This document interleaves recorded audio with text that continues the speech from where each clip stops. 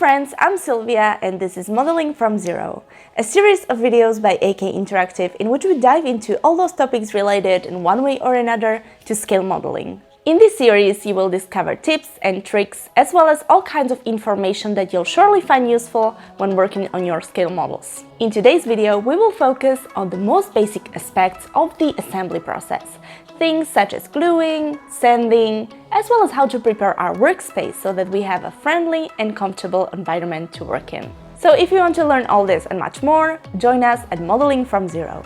First of all, let's talk about the tools, our greatest allies when it comes to assembling our models. So friends, surely the first thing you did was to go to the store and buy a model, whether that's a vehicle or a set of figures.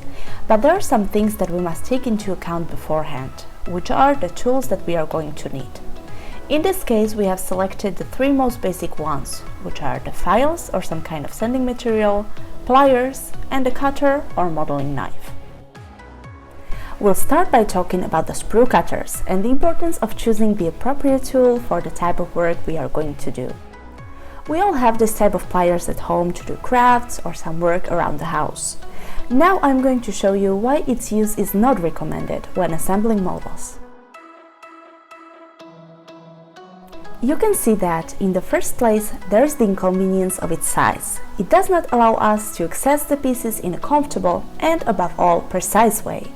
The use of inappropriate tools can lead us to choose other types of tools that are even more inappropriate and that can pose a danger to our physical integrity, as is the case with this kind of snap-off blade utility knife.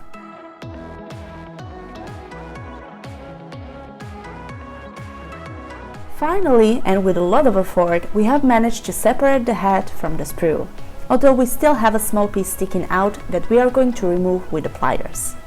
As you can see, the cut is not clean or precise, and this will force us to resort to the utility knife. We're using it here in a dangerous way, so do not follow our example. Remember that you must never cut in the direction of your own hands, and if you are underage, please use these tools under the supervision of an adult.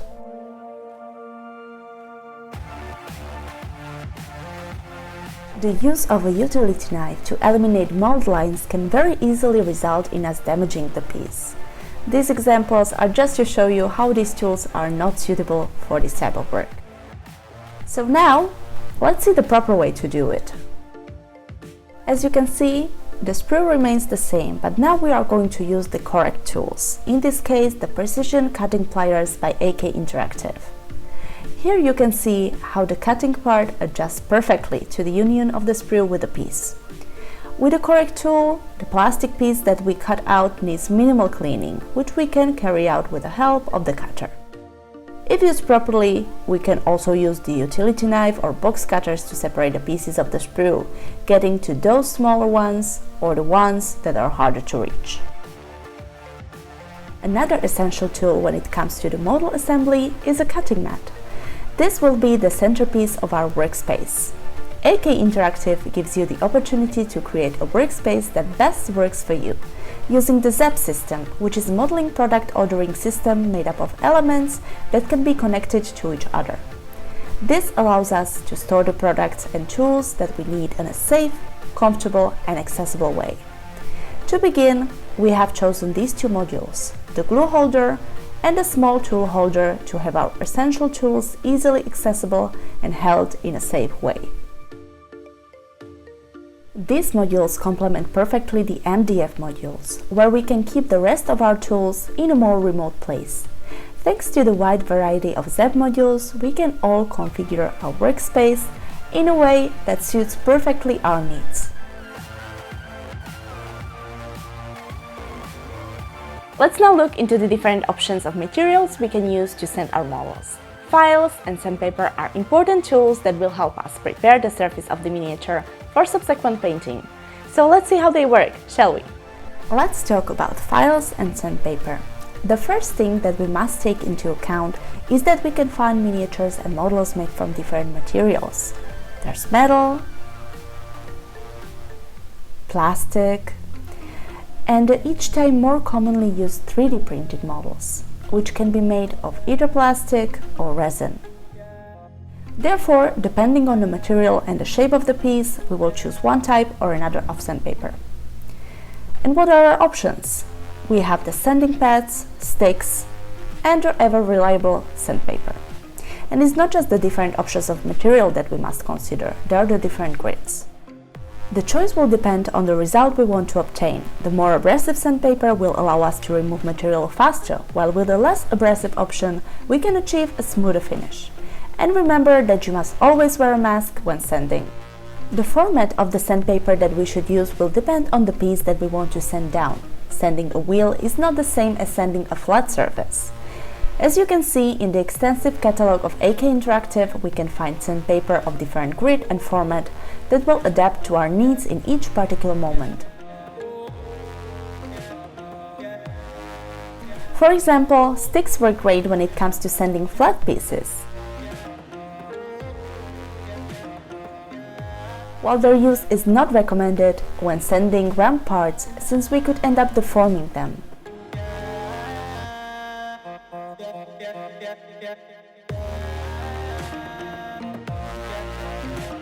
For round pieces such as wheels, the appropriate tool will be sanding pad, since it adjusts to the shape of the piece itself. And as we have different grit options, we can always find the one that best suits our needs. For example, we can use a coarser option, such as this red sanding pad, to remove most of the excessive plastic that remains after separating the piece from the sprue. And we can then finish the sanding process with a finer pad to leave a smooth surface. Most sandpaper can be used slightly damp, as you can see in this example. I'm adding a little bit of water to the sandpaper to trap dust particles that would otherwise float in the air. Despite this, using a dust mask is still highly recommended.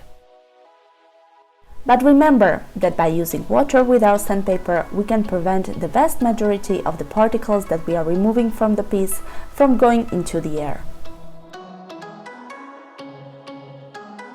And as you can see, different types of sandpaper can be used on the same piece to achieve a satisfactory finish. Now, how about the glue? What are the most commonly used options in the world of scale modeling?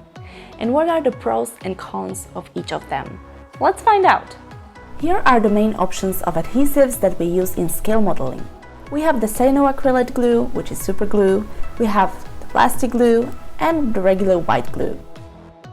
As we said at the beginning of the video, there are many materials that our models can be made of, such as resin, wood, plastic, metal, or even the same figure may have different parts made of varying materials.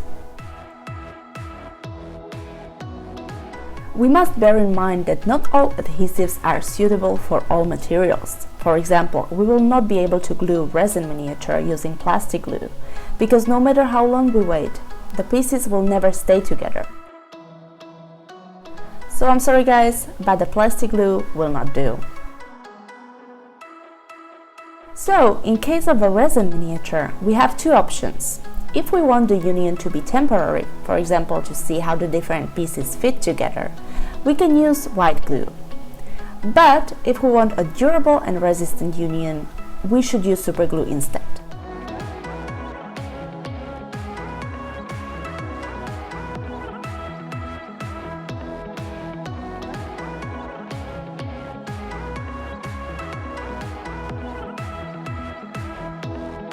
The same thing happens, for example, with metal miniatures. The glue that we must use will be super glue. On the contrary, if what we want is to join plastic pieces, we will always use plastic glue, since it creates a very durable union by melting both pieces into one. Unlike super glue, which can be a bit fragile, especially if we drop the model or it's exposed to very cold temperatures, the welded union that the plastic glue creates between the plastic pieces is very resistant, even to impacts. From our point of view, it is the most resistant type of union that we can find in the modeling world. So, to get to the point and without going into too much detail, what you need to consider is what materials you want to join together to know what is the best glue to use. Super glue can be used to glue basically any type of material, but there are some negatives that we must take into account. The first inconvenience is the drying time, which can be a bit irregular, as this kind of glue does not always dry equally quickly. Another negative that's related to the uneven drying time is that not knowing how much time is necessary for the glue to dry completely can result in the glue sticking to our hands or staining the figure, which would be quite annoying to have to deal with. Another thing that we have to take into account is that the vapors from the superglue can cause eye irritation, and although the risk is arguably not comparable, those vapors can also whiten the models themselves, for example, the transparent parts of aircraft cabins. On the other hand, we have the glue for plastic. This kind of glue, as the name suggests, is used to join two pieces of plastic together. The way the glue works is that it melts the two different pieces into one, resulting in a very resistant union. This is highly recommended, especially for miniatures we are going to use for playing. The plastic glue can also be used to cover cracks, since by pressing both pieces together they will melt, thus covering the crack, and we can easily remove any excess with a modeling knife. Last but not least, the white glue can be used to glue wood with wood, as well as pieces of different materials if the union we want to create is temporary, so that we can easily separate the two pieces later. We can also use the white glue when placing bushes, flock, or other decorative pieces onto the base, as well as when making dioramas. This is because when the glue dries completely, it is transparent and hardly noticeable. Personally, it is an option that I also like very much when it comes to gluing transparent pieces.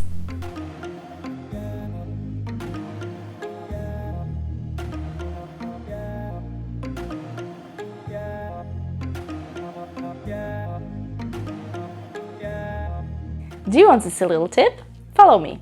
Surely, at some point, all of you have lost a small plastic piece when separating it from the sprue. It went flying only to be lost forever. So here is a little trick. Hold it with tweezers while you separate it from the sprue. As you can see, the piece is trapped inside the tweezers, and once we've safely separated it, we only have to apply a couple of dots of glue where we want to put said piece. After pressing it in place and waiting for the plastic to melt, the piece will not go anywhere. Did you find this trick interesting? Discover the next one in the following video. Now let's continue. There will be times when, despite having glued the piece, we can still find a small gap in the joint between the two pieces. In those cases, what we need to do is use putty. There are various putties available on the market for this purpose. In this case, I am using the acrylic putty from AK Interactive. As you can see, I'm applying it undiluted around the joint using an old brush.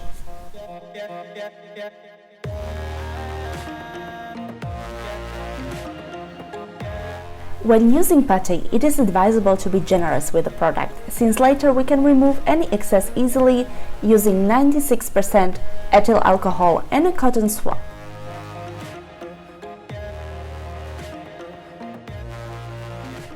Even if it looks like a disaster right now, don't worry, as you will see that after we've had a chance to clean it, the piece begins to look clean and the putty remains in the gap. Although, of course, if you are not happy with the result, this process can be repeated as many times as necessary. And although the process may seem a bit cumbersome to you now, the truth is that the finish of our models and figures will be much cleaner and much more realistic thanks to the use of putties. Sanding sticks will also help us even out surfaces, and once we have finished sanding, we can clean the entire surface using a napkin soaked in alcohol, leaving a canvas that's ready to be painted. But that is a lesson for another time.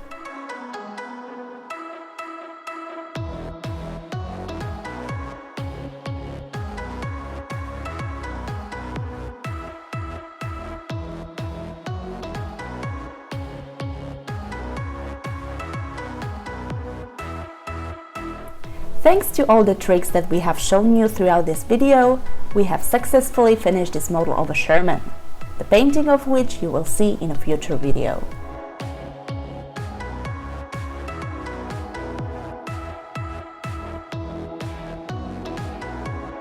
Well, that's all for the first episode of Modeling from Zero. We hope that you liked it and that you've learned many new things, as well as some tips and tricks that will help you throughout your hopefully long career as a scale modeler. And most important of all, we hope to see you again in the next video. Until next time!